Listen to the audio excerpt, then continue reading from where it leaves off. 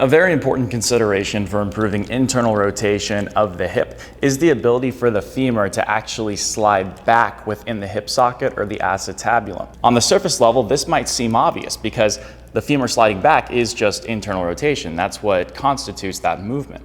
However, a lot of people have a position of their femur where it's slid forward into external rotation and it's kind of stuck there. Now, over a period of time, this can lead to a capsular restriction of the ability for the femur to actually slide back into the hip socket in the first place. So some people can work on internal rotation all day, every day, but they're not going to see meaningful changes or meaningful long-term changes because they have that capsular restriction back here. I would also like to preface this by saying that the human body is naturally asymmetrical, and I can give you much more detail in a different video on this, but to summarize really quick, we have a hip on the right side that's more biased towards internal rotation of both the innominate bone right here and the femur itself. On the left side, it tends to be biased towards more external rotation of the innominate bone and the femur. So oftentimes people need this posterior hip capsule stretch more often on the left side than the right. Now, I like to go off of objective testing to determine whether someone would benefit from one of these stretches. And the best way we can do that is to try to make a change in internal rotation in just a basic drill. I talk about these a lot on my channel in other videos. But let's say that we try something that would improve internal rotation of the left hip, such as a 90-90 hip lift with a left hip shift.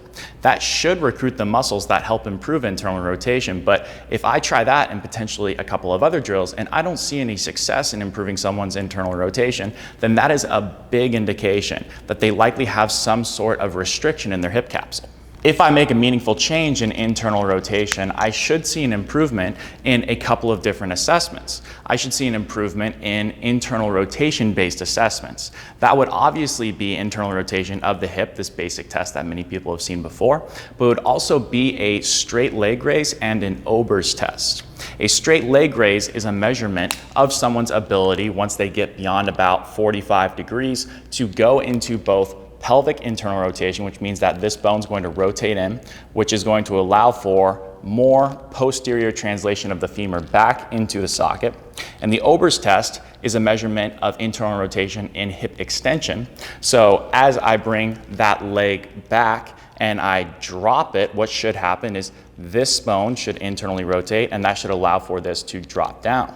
There are a couple of different presentations that are common that require a slightly different type of a posterior hip capsule stretch, and that's what we're going to get into. So this is what I most commonly see, but this is not an all-encompassing video. So this is just going to be what most people are going to benefit from and what we're most often going to see, but keep in mind there can be some variation.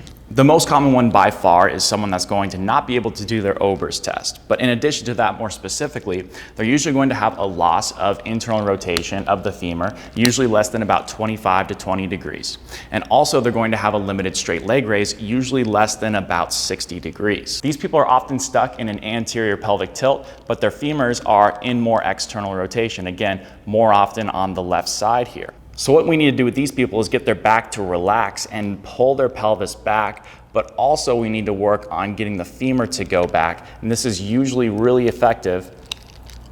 So two things need to happen for this person is they need to stretch out this posterior hip capsule in a position where they're not already extended or forward. So a little bit of flexion can actually be helpful for these people because they are so far forward that their back extensors and all of this other stuff that is keeping them in this anterior pelvic tilt and an externally rotated femur position is restricting their ability to come back and properly internally rotate. Getting them in a slightly staggered stance with a little bit of foot elevation is going to help them really push that femur back into the hip socket and also drive more pelvic internal rotation as well under many circumstances. This is a really effective way you can do that. So to set up for this, we need a table or a box about waist height. We want a 1 to 2 inch book underneath our back foot, and we want our back toes in line with our front foot mid-foot. So what we want to do here is we want to get about, I would say 10-ish inches away from that box. And then bend both knees and then get really heavy on the back heel there. We want to have about 90% of our weight on this back foot here, keeping the whole foot flat, but keeping most of your weight in this heel right here. Very nice. We should be able to feel the whole heel grounded. A little bit of Trevor's shoe is off here, but he's still got his whole foot here secure. This is just the back part of his shoe, but his heel is grounded on that book. Now, keep feeling your big toe, little toe, but again, most of the weight's back here.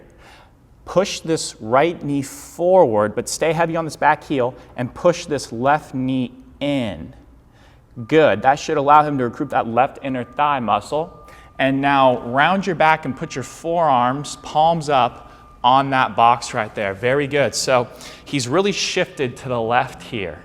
And what he should feel is as he keeps that right knee going forward, which is really just going to keep the knee in the same place because he's staying really heavy on this back left heel, this should give him a stretch, this weird sort of bony stretch sensation in his back left pocket. It should not be painful, should not be discomforting, but it should be a different sensation than a muscular stretch, so to speak. Another option would just be a basic all fours posterior capsule stretch. This is the modified all four posterior hip capsule stretch from Posterior Restoration Institute. What we're gonna do here is get in this all fours position, hands underneath shoulders, knees underneath hips, and we have a 2 to 3 inch pad underneath that left knee here, or the side we're going to stretch out. So I wouldn't go much higher than that to start, but that little elevation is gonna increase the sensation of this stretch here. So to start, we're gonna cross the right leg over so we have the thigh on the right side and the gap of the knee on the left, and we're gonna get that right knee on the ground. And then we're gonna use our hands to push us back into that hip very gently as we keep our hips slightly tucked.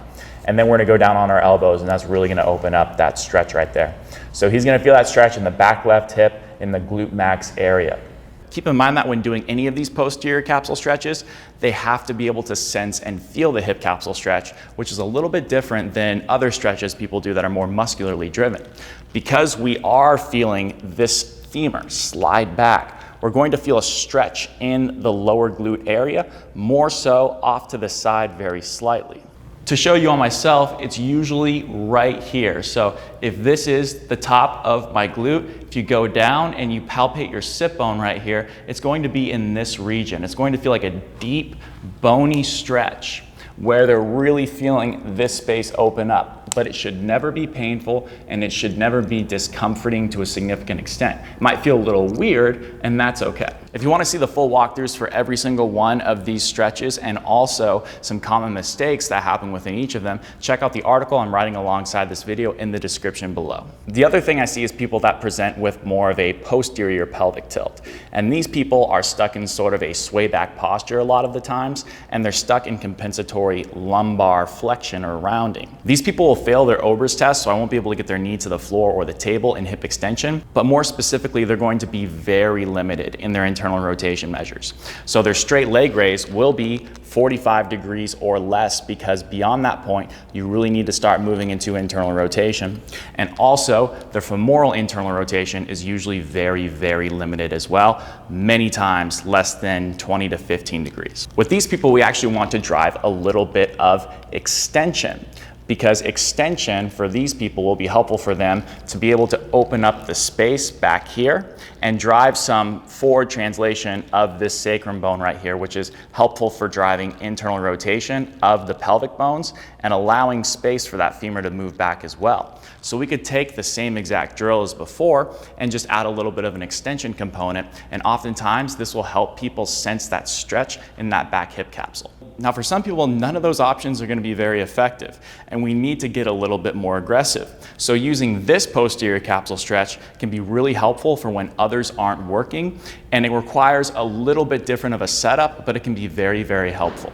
This is the standing supported right step around with right quadratus laborum stretch and right apical expansion from Posterior Restoration Institute. What we're going to do here is really stretch out the left posterior hip capsule stretch in a sort of interesting setup here. So what we're going to do is get a PVC pipe or a dowel. Really anything you can hold on to is totally fine. Even a door frame can work. And what we want to do is cross our right leg across so we form this perfect T shape.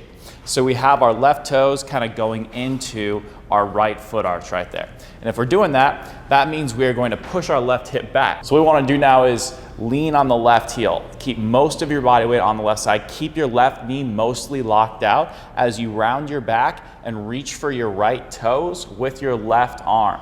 All the while you are supporting yourself with the right hand on the dowel. Again, your weight should be mostly in your left heel. And if you're doing it right, you're gonna feel a nice stretch in your glute area in the hip capsule right about here. And we're just gonna sit here and breathe in through our nose, out through our mouth. And as we exhale through our mouth, might be able to get a little bit closer to our foot with that left hand. But again, stay relaxed.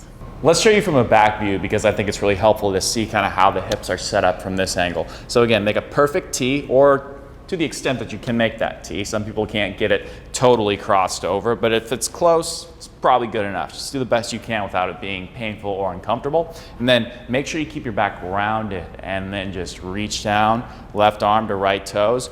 And as you can see, the left hip is back relative to the right, and the hips are kind of just slightly turned to an axis where it's facing the left side. Finally, some people actually need more of a manual approach because what's happened is they have a very externally rotated femur and the space back here is getting really closed off, usually by muscles on the back side of the pelvis that are deep, like the obturator. Sometimes these self-mobilizations are not going to be enough, and we need more force to help push and open up that space and get that obturator to release. And in this case, we need a qualified manual therapist or a physical therapist to do this. Oftentimes, people need this more so on the left side because the left hip is more externally rotated.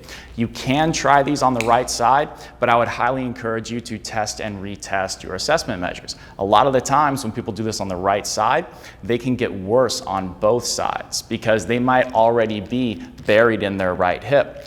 But some people can benefit from it. So just go off of your assessments. If you see an improvement and the other side doesn't get worse, that's usually a good indication.